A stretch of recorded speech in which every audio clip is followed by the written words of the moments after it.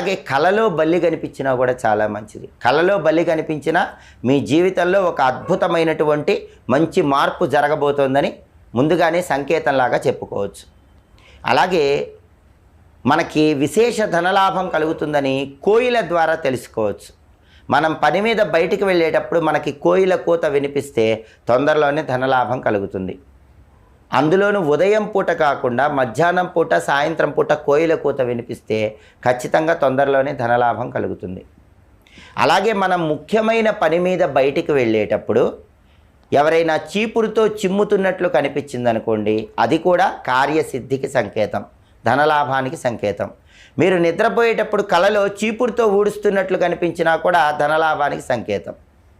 అలాగే మీరు పని మీద బయటికి వెళ్ళేటప్పుడు ఒక కుక్క రొట్టె నోట్లో పెట్టుకొని ఎదురొచ్చిందనుకోండి, మీకు విజయం తథ్యం, కార్యసిద్ధి తథ్యం, ధనలాభం